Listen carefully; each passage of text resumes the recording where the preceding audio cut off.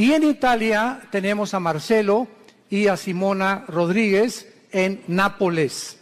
Marcelo ha venido aquí a compartir con ustedes.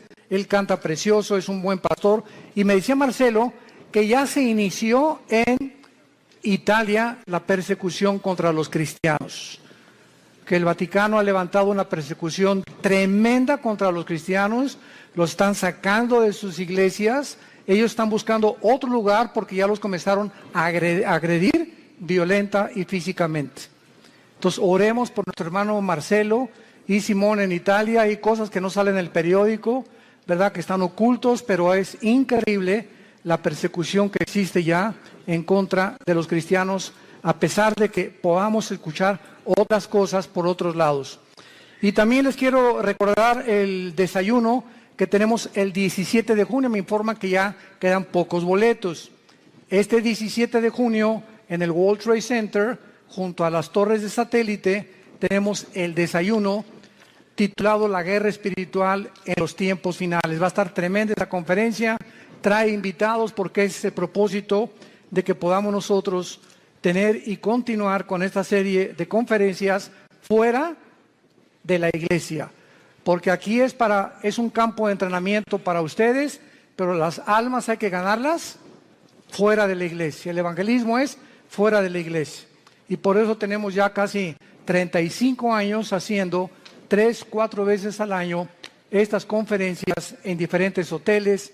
Y ahora nos toca aquí el World Trade Center en esta área del norte de la Ciudad de México. Los que traigan su Biblia en esta tarde, la pueden abrir en el libro de los Jueces, capítulo 6. Nuestro tema se titula Dios habla en tiempos de crisis. Dios habla en tiempos de crisis. Vamos a ver en el capítulo 6 de Jueces la historia breve que enfrentó uno de los jueces de Israel llamado Gedeón. El libro de los Jueces, y esta es una característica increíble de la Biblia, que no se nos oculta los pecados de los más grandes hombres, ni tampoco se nos oculta los pecados de diferentes tribus o naciones que han a través del tiempo atravesado nuestra historia. Y el libro de los Jueces se puede considerar en el Antiguo Testamento que fue la época más oscura de la historia de Israel, donde más apostasía hubo, porque hubo aproximadamente 13 jueces en un periodo, estamos hablando de 400 años. O sea, el libro de los Jueces cubre un periodo de 400 años. Cubre 7 apostasías, 7 esclavitudes bajo 7 naciones paganas y 7 liberaciones de Dios. Este libro es un libro que contiene, vuelvo a repetir, la historia de este pueblo de Dios que es Israel, donde continuamente estaban ellos alejándose de Él. Y Dios iba y los recogía. Pero siempre Dios tiene hombres o mujeres que Él escoge para que tú vayas a tu casa a traer a tu familia a la cruz, para que puedas traer a tu nación a la cruz, para que en tu escuela comiences a alborotar la escuela y a conseguir que en tu escuela se hagan conferencias, para que podamos alcanzar al mayor número de personas, para que en tu negocio, en tu consultorio médico, en tu bufete de abogados, en tus despachos de contaduría, en tu taller de carpintería, Dios nos llama a nosotros para que seamos luz. Y mientras nosotros no estamos haciendo nada, los malos van a prosperar. Decía un gran hombre que la maldad existe porque los buenos no hacen nada. Entonces, si nos limitamos a ser cristianos de domingo y solamente venimos el domingo a persinarnos y a tener un devocional, oír la palabra, y no entendemos la responsabilidad tan enorme que Dios nos ha encomendado, estamos muy, muy lejos de poder verdaderamente presentarnos delante de Dios sin tener nada de qué avergonzarnos. El libro de los Jueces describe, repito, una de las peores épocas que atravesó Israel. Fueron tiempos de apostasía muy grandes, por lo que Dios tenía que levantar hombres para que volvieran el corazón del pueblo a Dios. Estos jueces o estos líderes que en esta época Dios levantó, eran épocas de emergencia nacional y conducían al pueblo a la guerra, dirigiendo a la nación y ejerciendo las funciones de magistrados, de militares y de civiles al mismo tiempo. Porque en esta época, ¿verdad?, el sacerdocio estaba por los suelos y no había realmente un gobierno civil que se pudiera respetar.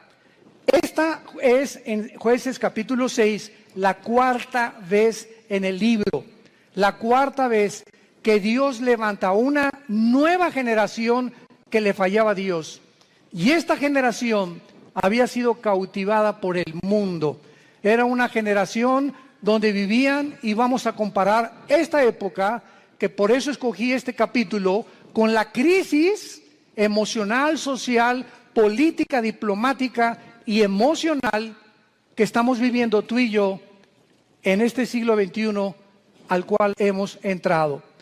Esta generación, ¿verdad?, dejaron de vivir separados para Dios y a desear el estilo de sus vidas mezclándose en las fiestas, en las diversiones, en todos los ritos paganos, con un cristianismo completamente diluido.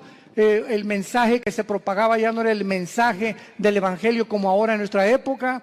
Mi esposo y yo, que hemos estado viajando estos últimos meses, cada vez nos encontramos con todos los cristianos o iglesias a donde vamos, aquí, fuera de México, en Estados Unidos, buscando una iglesia que les dé alimento espiritual, que les dé una sana doctrina, que puedan realmente sentirse edificados con la palabra de Dios, y están buscando por todos lados por la forma tan diluida en la que el evangelio se ha propagado.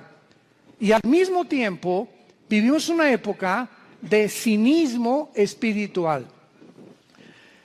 Hace algunos días yo estaba en una conversación con una persona que conozco hace muchos años en Cristo. Bueno, este es solamente como un ejemplo de introducción al libro de los Jueces. Y esta persona yo la conozco ya hace muchos años. Es más, él vino y se convirtió bajo nuestro ministerio. Y entonces yo oí hace como algunos meses que él había abandonado a su esposa y había abandonado a sus hijas. Y se había ido, pues, desde luego con un amante, ¿verdad? Con otra muchacha, su secretaria, o no sé, no importa quién haya sido. Entonces me encuentro yo a esta persona y comienzo a decirle, oye, ¿qué fue lo que sucedió? ¿Verdad? Que estoy en mi corazón partido a la mitad por lo que tú has hecho.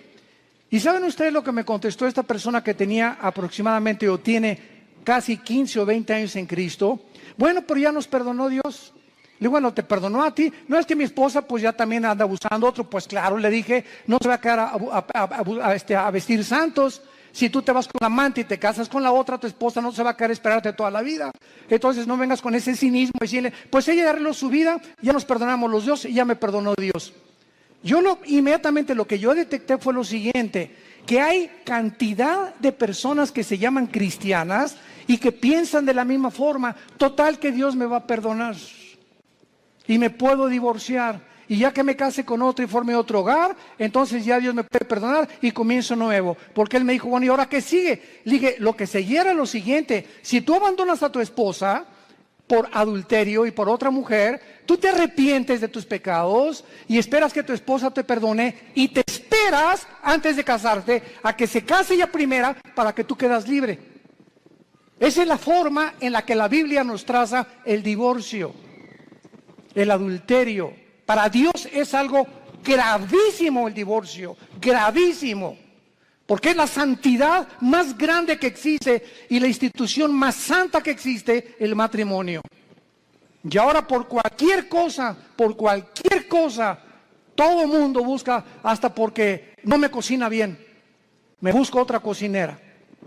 Es increíble ligereza en la que la sociedad se encuentra actualmente. Y de acuerdo a la Biblia, la única causal de divorcio es el adulterio. Nada más. Que me pega, pues te esperas y oras por él y se separan temporalmente, pero es el adulterio la única razón, y el abandono de hogar, que el gavilán te pega y se va con otra, que abre la jaula y que vuele lo más lejos que pueda. Pero bajo ninguna otra circunstancia la Biblia aprueba el divorcio. Todo esto lo vamos a tratar en el seminario de matrimonios allá en la Riviera Maya. Estoy preparando una serie de mensajes tremendos. Los esperamos que nos acompañen ahora en octubre. Y este es solamente un caso de cómo vivían los jueces. Era un tiempo de cinismo espiritual. Era un tiempo en que todo lo tomaban a la ligera. Al cambio que Dios me perdona. Esto se llama tomar la gracia con libertinaje. Aprovecharse de la gracia de Dios y vivir una vida de libertinaje. Pues al cambio que Dios me perdona. Vamos a ver estas crisis en la época de Gedeón. Capítulo 6, del 1 al 5, veamos el escenario en el que se encontraba Gedeón. Los hijos de Israel hicieron lo malo ante los ojos de Jehová, y Jehová los entregó en mano de Madián por 7 años. Recordemos que Madián era uno de los hijos de Cetura, la segunda esposa de Abraham. Cuando se murió Sara, se casó con Cetura y de ahí nacieron los madianitas. Lo podemos ver en Génesis capítulo 25.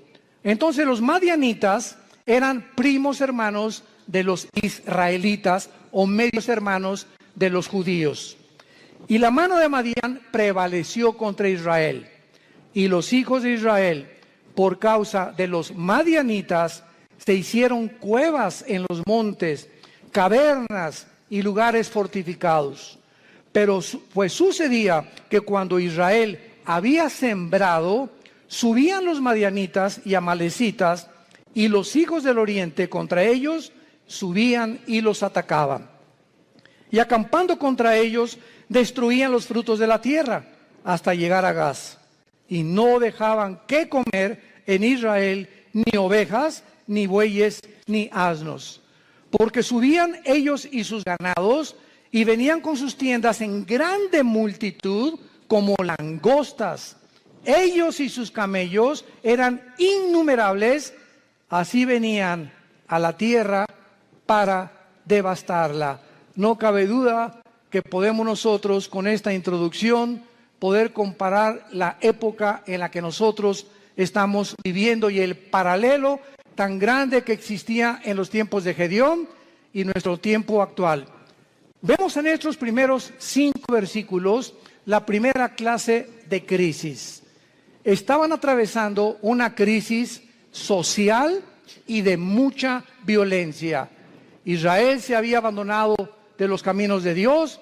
Dios los entrega en manos a enemigos, porque esta es la forma como Dios trata con todos nosotros. Dice la Biblia que mientras estamos en la luz, 1 Juan capítulo 1, la sangre de Cristo nos limpia de todo pecado. Bajo la luz, el diablo, los demonios no pueden meterse con mi vida, ni con mis hijos menores de edad, porque estoy bajo la protección de Dios. En el momento en que nos movemos y regresamos a la dimensión de las tinieblas, que es donde Satanás tiene acceso, Satanás no tiene acceso a la luz. Dios es luz y no hay tinieblas en él. Entonces las tinieblas están relacionadas con el pecado. El momento en que tú pecas, o ya traes una mujer en tu mente que no es tu esposa, o ya metiste pornografía a tu casa, o ya comenzaste a hacer cosas que son desagradables a los ojos de Dios, sin que tú te des cuenta, si tú mantienes este tipo de vida, comienza el cerebro y las emociones a ser afectadas, y entonces viene lo que se llama el engaño, donde comienzas a engañarte, porque el pecado tiene el poder de engañarnos, y comienzas a convencerte que no estás tan mal. No, esa es una prostituta, esa sí está mal. No, yo no soy con mi compadre si es borracho, parrandero y jugador. Yo por lo menos estoy casado con mi esposa y tengo mis aventuritas, ¿verdad? De vez en cuando, una canita al aire, pero de vez en cuando. Y Dios es un Dios que dice la Biblia, sus párpados nos examinan y nuestros caminos están delante de Él las 24 horas del día. Y cuando viene el engaño, cuando vienes tú a la iglesia a oír la palabra de Dios como los domingos o los estudios entre semana que muchos de ustedes toman o en el ITI, el propósito de Dios al exponernos a su palabra es abrirnos el entendimiento para convencernos de pecado. Siempre que hay un mensaje de la Biblia, hay algo que el Espíritu Santo usa que se llama la convicción de pecado, porque solo Él, ni el pastor, ni tu compadre, ni nadie te va a convencer que estás mal más que la palabra de Dios. Entonces nos exponemos a la palabra de Dios y tú en esta tarde que escuchas tienes esta oportunidad en la que Dios te está hablando. Yo no sé tu vida. Muchos dicen, es que ¿quién le contó mi vida? Nadie me ha contado tu vida, ni te conozco, mosco. Entonces ese es un problema tuyo y con Dios, pero Dios usa la Biblia y si tú cuando oyes la palabra de Dios no te arrepientes y sales por esa puerta igual que como entraste, viene lo que se llama la dureza del corazón, que se usa con la palabra porosis en el griego, que es cuando un carpintero o una persona que usa instrumentos de martillos y de cinceles está golpeando y golpeando hasta que te salen callos en las manos. Esto es un fenómeno muy interesante. Y cuando te salen callos, lo interesante que el callo no tiene células. Le metes al callo una aguja y no lo sientes. Trátalo y vas a ver cuando te salga un callo, porque es tejido muerto. Y esta palabra se usa en el hebreo y en el griego para describir la dureza del corazón que muchos cristianos comienzan a tener, donde llega el momento que la palabra, como una espada que quiere cortar, ya no corta, porque ya perdiste la sensibilidad al Espíritu Santo. Y entonces, cuando llegas a ese punto donde ya no eres sensible a la palabra de Dios y que no te das cuenta cuán duro está tu corazón, si eres una persona regenerada por el Espíritu Santo y realmente naciste de nuevo, eres un hijo y eres una hija de Dios, Hebreos 12, Dios te va a disciplinar. Y déjame decirte algo, cuando a Dios le queda esa opción de disciplinarnos, su mano es muy, pero muy pesada. Dice en Hebreos 10, horrenda cosa es caer en manos del Dios vivo. Y no les está hablando a los incrédulos, le está hablando a la familia de Dios. Su mano es muy pesada porque Cristo dijo, es preferible que pierdas tu mano, tu pierna, tu brazo o tus ojos o lo que sea físicamente a que entres al infierno entero. ¿Cuántas veces las cosas que nos pasan, accidentes, problemas morales en la familia, etcétera, etcétera, tienen el único propósito de hacer que regresemos a la cruz? Porque Dios sabe, nos ama tanto, tanto, tanto Jesús, que Él prefiere que podamos sufrir físicamente o moralmente con la única razón de regresar a la cruz. Esta crisis social en que estaban viviendo los madianitas provocó, dice la Biblia, que comenzaron a vivir escondidos en cuevas, escondiendo todo lo que tenían en lugares fortificados, vivían en temor. En segundo lugar, en el versículo 6 dice la Biblia, de este modo empobrecía Israel en gran manera por causa de Madián, y los hijos de Israel clamaron a Jehová. Vemos nosotros que aparte de una crisis social, se encontraban en una crisis emocional y económica. Gedeón se encontraba escondiendo el trigo para que no se lo robaran. Vivían bajo el temor y la inseguridad. Dice el versículo 11, vino el ángel de Jehová, se sentó debajo de la encina que está en Ofra, la cual era de Joás Abiserita, y su hijo Gedeón estaba sacudiendo el trigo en el lagar para esconderlo de los madianitas. Y en tercer lugar, no solamente vivían una crisis social y de violencia, una crisis económica y emocional, sino que la peor de todas era la crisis moral y espiritual en que se encontraban. Versículos 12 y 13. Y el ángel de Jehová se le apareció a Gedeón desde luego y le dijo: Jehová está contigo, varón esforzado y valiente. Y Gedeón le respondió: Señor mío, si Jehová está con nosotros, ¿por qué nos ha sobrevenido todo esto? ¿Por qué le pasó esto a mi hijo? ¿Por qué me chocaron el carro? ¿Por qué me robaron? ¿Por qué estamos en la condición en la que estamos? ¿Por qué estoy pide y pide trabajo y no encuentro por ningún lado? ¿Qué está pasando? Señor, si tú estuvieras conmigo, no estuviera pasando esto que estoy atravesando. ¿Y dónde están todas sus maravillas? Le sigue diciendo Gedeón al ángel. A ver, ¿dónde están las maravillas de Dios que nuestros padres nos han contado diciendo que nos sacó Jehová de Egipto? Y ahora Jehová nos ha desamparado y nos ha entregado en manos de los madianitas. Y mirándole Jehová le dijo: ve con esta tu fuerza y salvarás a Israel de mano de los madianitas. ¿No te envío yo? Vamos a ver esta aplicación rápido de las tres crisis sociales para continuar desarrollando esta conferencia. De la misma manera, la sociedad en que vivimos ahorita, vivimos una crisis social, oprimida por la inflación, las guerras, el hambre, las naciones fuertes oprimiendo a las débiles, crímenes, secuestros, robos, actos de terrorismo al inicio del siglo XXI.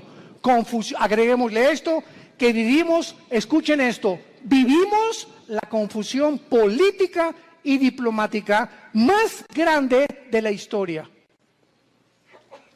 Vivimos la confusión política más grande y diplomática de la historia. Podríamos decirle nosotros que nacimos después de la Segunda Guerra Mundial, que desde la Segunda Guerra Mundial que Estados Unidos se levantó como la supremacía política, económica y militar del mundo, seguido por la Unión Soviética o las repúblicas socialistas soviéticas, hasta el siglo XXI hemos entrado a un punto donde ya entre las mismas naciones, a pesar de la grande tecnología y los avances científicos que tenemos, nos encontramos tan confundidos políticamente, donde ya los gobiernos del mundo ya no saben qué sistema de gobierno utilizar, si socialismo, si comunismo o socialismo y comunismo mezclarlo, si democracia, si monarquía, porque los sistemas que se han probado hasta el siglo XXI, las mismas democracias han fracasado.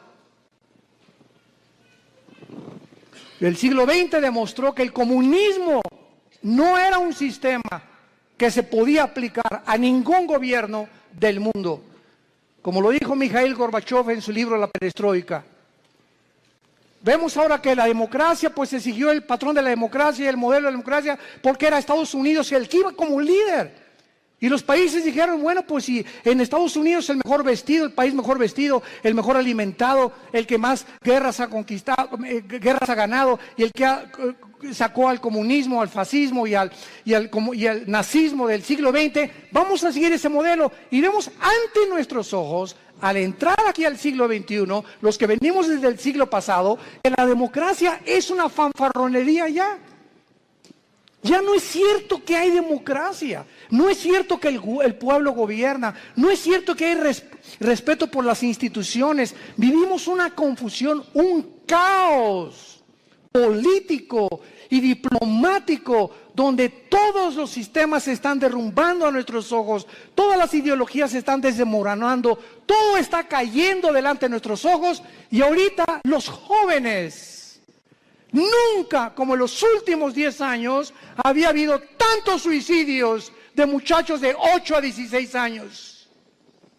Nunca había habido tantos suicidios. Los jóvenes están quitando la vida, no quieren vivir en el mundo que tú y yo vivimos. Y ahí están muchos de nuestros hijos también. Dichosos los padres que tienen una educación cristiana a sus hijos. Dichosos sean. ¿Por qué? Porque se están cansados de tantas mentiras, de tanta hipocresía que ven por todos lados. Y cuando nosotros, que se supone que somos la única luz, les mentimos y nos ven que somos completamente unos farsantes en el lugar, y peleándome enfrente de ellos y con mi esposa y yo, y dándoles un mal ejemplo, ¿qué les queda a los jóvenes? Si no es Jesús, ¿quién más entonces? Dicen ellos, si Jesús no funcionó en mis papás, ¿cómo va a funcionar conmigo? Y en el día del juicio y el día del tribunal de Cristo daremos cuentas de todas estas ingratitudes y deslealtad que tuvimos hacia Dios. Vivimos un mundo de confusión y de crisis social. En segundo lugar, vivimos también, como en los tiempos de Gedeón, una crisis emocional y económica. La mayor parte del mundo ahorita está tratando por todos los medios de esconder su dinero. ¿En qué puedo invertir mi dinero? No se imagina la cantidad de correos que nos llegan. Oiga, ¿qué me recomienda, pastor? ¿Comprar euros o en el dólar o en Wall Street o comprar bienes y raíces? Dicen que el dólar va a seguir cayendo, que viene un caos económico en Estados Unidos que va a hundir el peso aún más todavía, etcétera, etcétera. Y todas las cosas que comienzan a bambolearse, como dice en Hebreos 12, voy a sacudir los cimientos del mundo, la economía, la política, los temas, todo va a comenzar a bambolearse. Así vivimos un mundo donde comenzamos a ver que todo es inestable, todo, no hay nada firme, todo está cayéndose a nuestros ojos, la moral por los suelos, como lo vamos a ver también, la política, la economía, la ideología, todo. ¿Qué entonces hacemos los cristianos? Vivimos una época de crisis, ¿quién lo puede negar? ¿Qué vamos a hacer entonces con el dinero? ¿Vamos a estar igual que el mundo, preocupándonos en qué invertir, escondiendo el dinero debajo del colchón de la cama? Es la crisis en la que estamos viviendo, emocional y económica. Y tantos impuestos, vive la gente angustiada, temerosos, llenos de estrés. La clínica Mayo en Rochester, una de las clínicas más prestigiadas en medicina, el Hospital Hopkins en Inglaterra, de Estados Unidos, de las instituciones más prestigiadas en medicina, llegaron a un acuerdo el año pasado, que la causa número 1 de problemas físicos en el ser humano actualmente y emocionales tienen una sola raíz. Ya no son ataques al corazón, entonces consecuencias, el problema y el peligro más grande que está asumiendo al mundo ahorita, robándole la salud, se llama el estrés. El estrés. Aún mismo el estrés te hace subir el nivel de tu colesterol y de tus triglicéridos. Así que si tú eres una persona que fuiste al médico y tienes más de 200 de colesterol arriba, o tu glucosa pasa de los 100 puntos, etcétera, etcétera, y tú dices, bueno, voy a entrar a una dieta, y crees que con la dieta se va a mejorar, claro que te va a ayudar, pero si no va acompañado con la paz en tu vida, y tú puedes estar comiendo todos los días lechuga y convertirte en el bunny bugs, en el conejo. No importa lo que puedas hacer, si tu vida no tiene paz y no tiene equilibrio y no tiene una estabilidad emocional, no importa lo que hagas, porque emocionalmente lo que descompone el organismo es el cerebro y la falta de paz. El estrés es un estado de angustia, de incertidumbre, que estás así, de enojo, de ira, de desconfianza en el mundo, andas como león enjaulado y se te atraviesa en el tráfico y quieres sacar la pistola y le recuerdas a la mamá y hasta a la abuelita le recuerdas cuando se atraviesan en el tráfico. Y llegas a la casa y estás igual. Entonces, tú no vas a llegar a los 40, 50, 60 años de edad como una persona normal y vas a comenzar a padecer de enfermedades que tienes una buena dieta, pero te está descomponiendo tu estado emocional. ¿Por qué? Porque no tienes paz. Y hace 2000 años, Jesucristo nos dio la medicina para el estrés. Mateo capítulo 6, versículo 25 en adelante. Por nada estén afanosos. La vida es más que el alimento y el cuerpo más que el vestido. Miren ustedes a las aves de los cielos.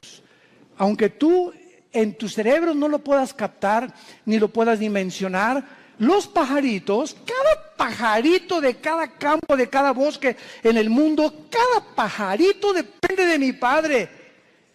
Y Dios les puso a los pajaritos un chip para que nunca veas a un pajarito sembrar, para que nunca veas a un pajarito cosechar, y para que jamás vayas a encontrar que ningún pajarito nunca guardan su comida, no la almacenan en Banamex ni en Bancomer.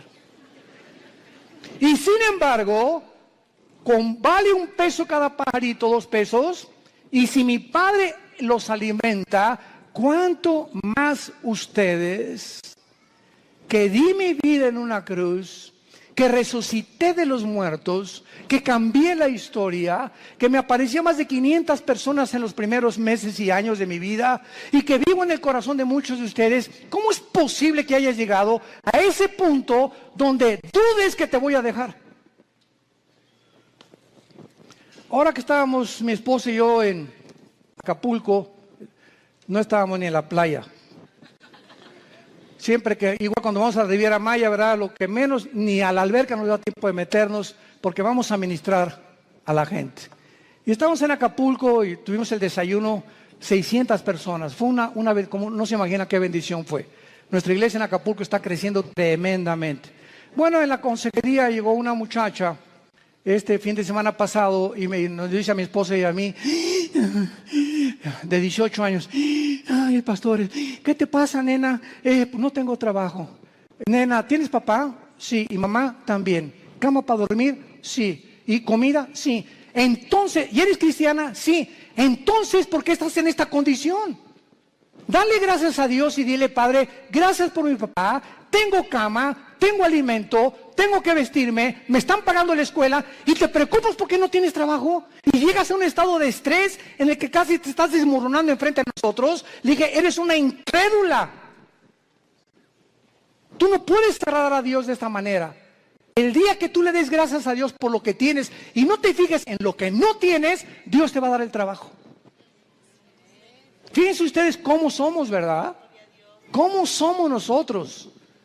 ¿Cuántos refugiados salen ahorita de Siria? 6 millones. Velos en los periódicos, velos en los videos, con una maleta, con 3 cambios de ropa o 2 a lo mucho, con 3 o 4 chamaquitos detrás de ellos, sin saber qué país les va a abrir la puerta, sin saber si mañana van a dormir en la tierra, en un camión, si los van a matar. Y nos estamos quejando nosotros.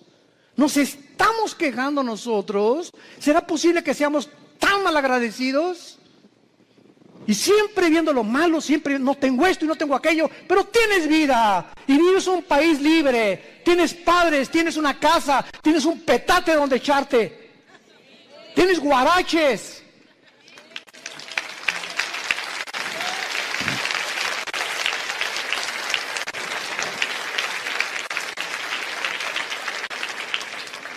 Vivimos una crisis moral y una crisis espiritual, no cabe duda.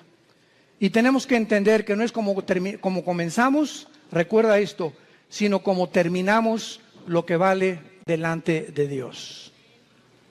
Como este muchacho que comenzó muy bien, 20 años discipulándolo, ya se va con una otra chamaquita y deja a su esposo y todo. Le digo, recuerda que no es como comenzaste, es como terminaste. Y estás terminando mal. Le dije, vas mal y vas a acabar mal. Comenzaste muy bien, pero todo aquello que tú hiciste no te será tomado en cuenta, porque lo que importa es cómo llegamos a la meta, lo que va a contar delante de Dios. Pues hice un asilo para ancianos, hice un orfanatorio para niños, eso fue del pasado. Hoy, si tú mueres, hoy en la noche, ahorita saliendo te atropella un camión, se te avienta encima un camión de 10 toneladas. Y te da como tortilla aplastado y llegas al cielo ahorita mismo en la tarde. ¿Qué le vas a decir a Dios? ¿Qué hiciste con tu vida? Lo alabaste, lo bendeciste. ¿Cuánto de tu tiempo se lo dedicaste a Él? ¿A cuántas personas les hablaste de Jesús? ¿A cuántas personas de tu familia ya has traído a la cruz? Hoy, ¿qué es tu vida? Tú no sabes si hoy es el último día que vivimos. Nadie lo sabe. En Hebreos capítulo 6 hay una exhortación muy fuerte y se nos dice, Hebreos 6, 11 y 2. Pero deseamos que cada uno de ustedes muestre la misma solicitud hasta el fin. Otra vez, no es como comenzamos, sino mantener el mismo ritmo. Por eso se compara la vida cristiana con los maratones en Hebreos 12, que corramos de tal manera que alcancemos el premio. Entonces, no es solamente como comenzamos, sino mantener el ritmo, mantener el ritmo, mantener el ritmo. Y vienen los ánimos, y vienen las tormentas, y vienen las lluvias, y problemas, y el dólar, y el petróleo, y las guerras. Y nada te apachurra, nada te amedrenta, nada. Ay, pues ya sé las cosas. Ay, ya me quiero morir. No, de todas las cosas. El espíritu que Dios nos ha dado es un espíritu de poder, es un espíritu de amor, de dominio propio. Pero cuando tú te despegas de este libro y cuando tú abandonas a Dios, viene como una catapulta, como un huracán, como un tsunami, todos los problemas en tu vida y no tienes fuerzas para poder soportarlo, ni para poder resistirlo, y te vienes al suelo y te emborrachas y te drogas y abandonas a tu esposa y comienzas a buscar las salidas fáciles porque no tuviste el poder que no le dijiste al Espíritu Santo que te fortaleciera. Y por eso muchos de ustedes viven una crisis moral, de depresión y de estrés, porque no es cierto que creen en Jesús. Se han soltado de Jesús y en este tiempo de crisis el corazón está siendo probado. Dios nos está probando en esta época porque escúchenme, somos la última generación que estoy seguro que nos vamos en el arrebatamiento de la iglesia. Y por ser la última generación nos va a pasar por el fuego Dios, por el fuego. Y las pruebas van a demostrar cuántos realmente eran hijos e hijas de Dios. Deseamos que cada uno de ustedes muestre la misma solicitud para plena certeza de la esperanza, a fin de que no se hagan perezosos, sino imitadores de aquellos que vean las dos cosas y los dos elementos indispensables, la fe y la paciencia, heredan las promesas. Si tú no confías en Dios y no eres paciente con Dios, tus anhelos, tu destino, tus sueños, tu visión, lo que tú quieras para tus hijos, para tu matrimonio y para tu negocio, no lo verás realizado porque te diste por vencido. Porque tiraste la toalla. Porque dijiste, no, ya, avienten la toalla, paren la pelea. Ya no aguanto tanto trancazo. Y estamos en un mundo donde vemos los campos llenos de cristianos amargados. Llenos así, si pudiéramos tener una visión espiritual, así, llenos los campos de cristianos quejumbrosos, amargados, estresados, llenos de rencor, nunca aprendieron a perdonar, nunca se sobrepusieron, nunca pudieron descubrir el poder de la resurrección de Jesucristo en sus vidas, y así te van a enterrar y va para un letrero ahí en tu tumba que diga, este fulano nació en las tinieblas, vivió en las tinieblas y regresó a las tinieblas. Nunca vio la luz, no la quiso ver. Y en Hebreos 10, otra exhortación con las mismas características. Hebreos 10, 35 en adelante. No perdáis pues vuestra confianza, que tiene grande galardón, porque les es necesaria la paciencia, para que habiendo hecho la voluntad de Dios, obtengáis la promesa. Pero aún un poquito y el que ha de venir vendrá y no tardará, mas el justo vivirá por fe. Y si retrocediere, no agradará a mi alma.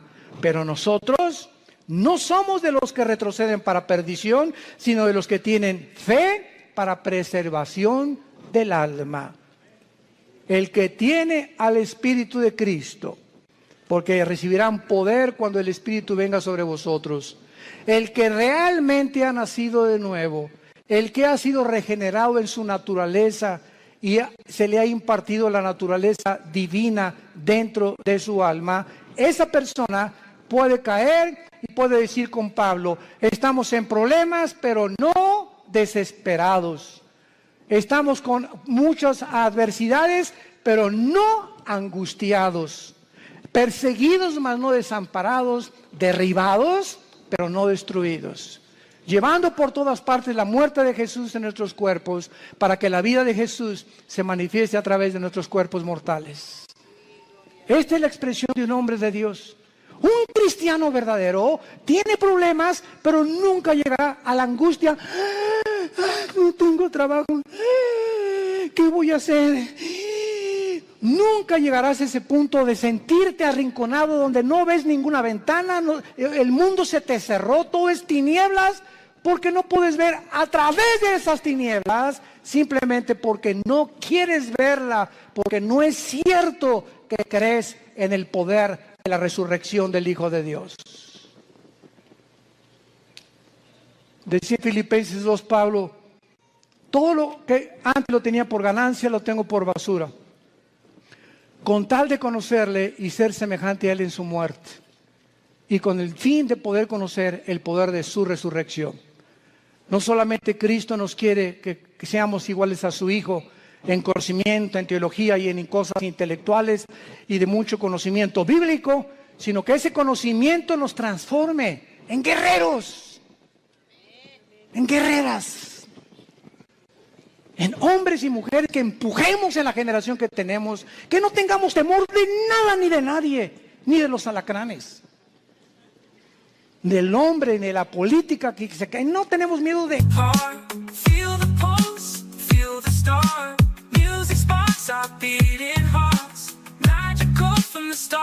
nada, porque hay un Dios, nuestro reino está allá arriba, ahí viene la ciudad de Jerusalén, ya vienen por nosotros, ya viene una nave espacial grandísima que se llama la Nueva Jerusalén, donde va a aterrizar aquí Apocalipsis 21 y 22, y donde vamos a vivir para siempre, y esa es la esperanza. Y mientras que se caiga el mundo, que se derrumbe el mundo, pero no me voy a dejar vencer por el mundo, porque el mundo no tiene esperanza.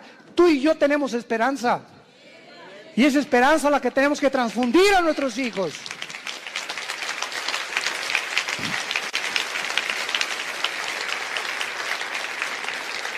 No caigamos en lo que al principio Gedeón estaba cayendo.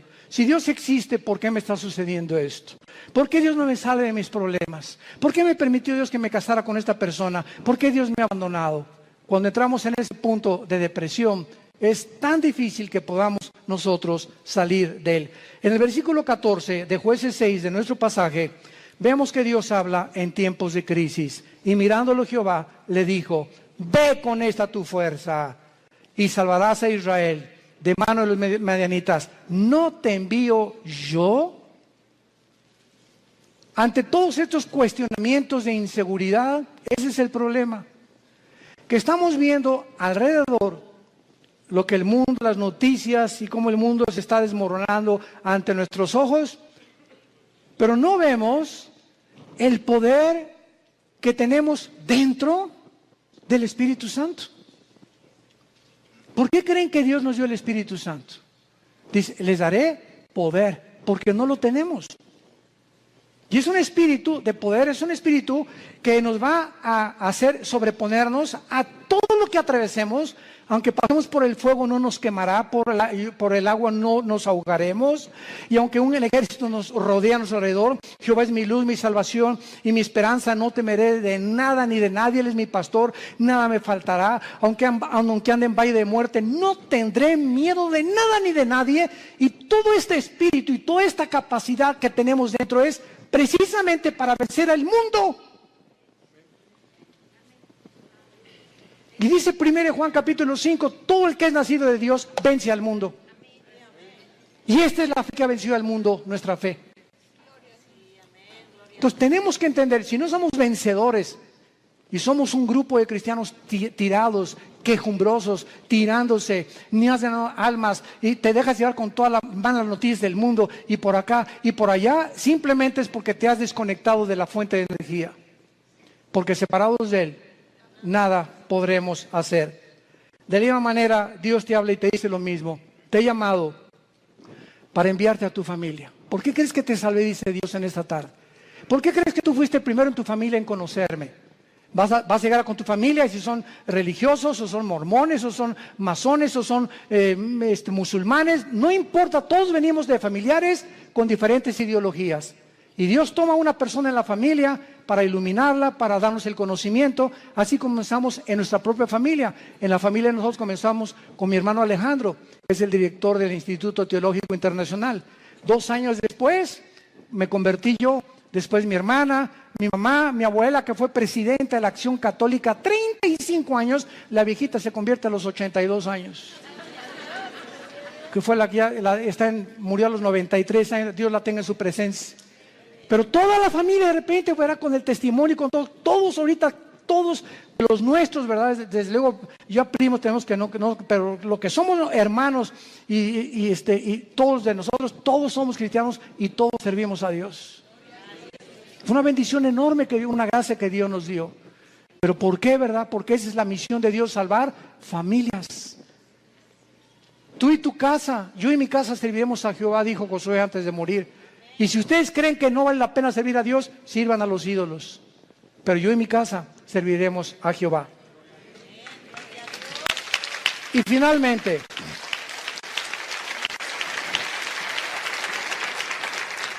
Gedeón le responde a Dios, versículo 15 y 16. Entonces le respondió: Señor mío, ¿con qué salvaré yo a Israel? He aquí que mi familia es pobre en Manasés, y yo el menor en la casa de mi padre. Jehová le dijo: ciertamente yo estaré contigo, y derrotarás a los madianitas como a un solo hombre. ¿Has tú también argumentado igual con Dios? Señor, pero ¿cómo salvaré a mi familia? ¿Cómo les puedo testificar si soy débil? ¿Cómo me pones a mí de maestro de escuela dominical si con trabajo sé enseñar? ¿Cómo me quieres mandar a mí de misionero si tengo miedo de los afganistanes y ahí en Venezuela? ¿Cómo me mandas a mí de estas cosas? Y siempre estamos viéndonos nuestras capacidades. Siempre estamos viendo lo que nosotros podemos o no podemos hacer. ¿Cómo no me van a mí a escuchar si en mi clase les hablo? Pues tartamudo, Señor. No veas tu tartamudez, no veas tus discapacidades, no veas tus debilidades, velo a Él. Eso fue lo que Moisés le dijo también. ¿Cómo me mandas a Faraón? Y le dijo Dios: ¿qué no hice yo el oído y no hice yo la boca? No tengas miedo, vas en mi nombre y yo te daré el poder y la capacidad que ni siquiera conocías, porque cosas que están ocultas y que no han consumido el corazón del hombre y que el hombre no ha conocido son las que Dios tiene escondidas y guardadas para los que le aman y creen en Él.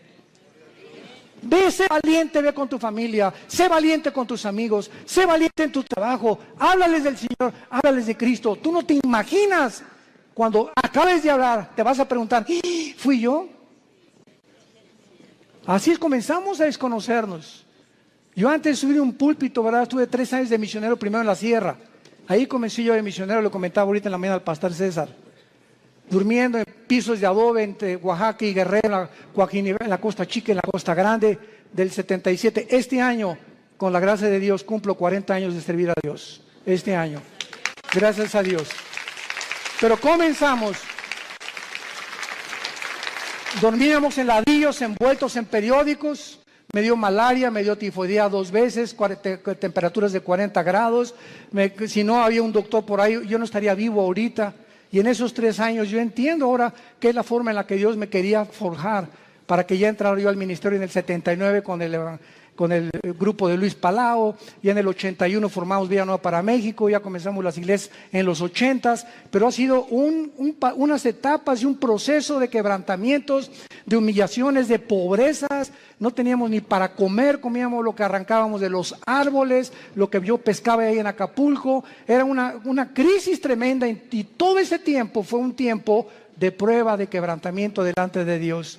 Pero sabe una cosa, cuando uno pasa eso, uno pierde el miedo, el temor a ser pobre. Porque si ya pasaste por eso, ¿verdad? Hay aquellos de los piruration.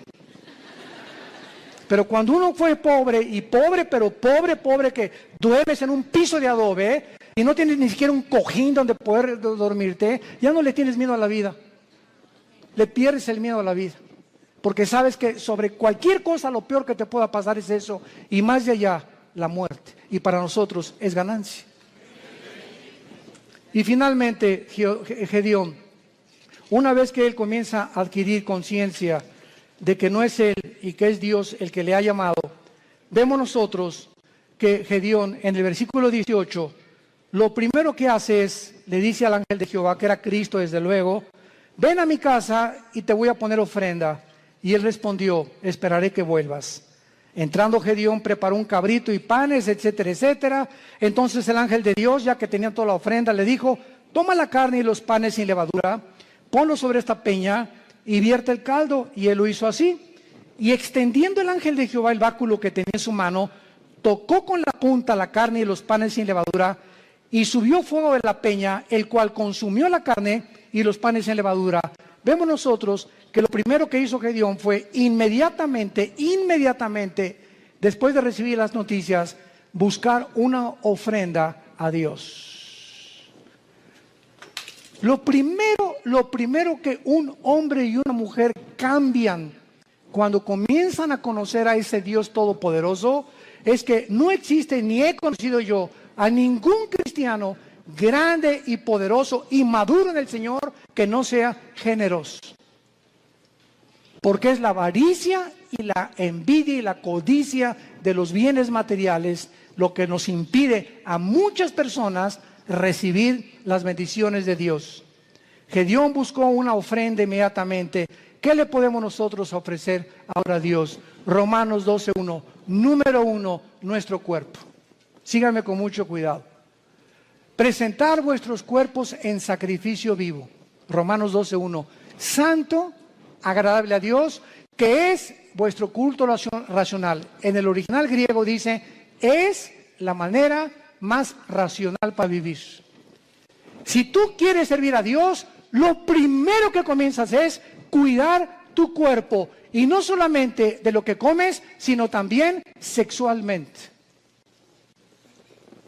Nadie puede servir a Dios cuando hay una sensualidad o una sexualidad no controlada.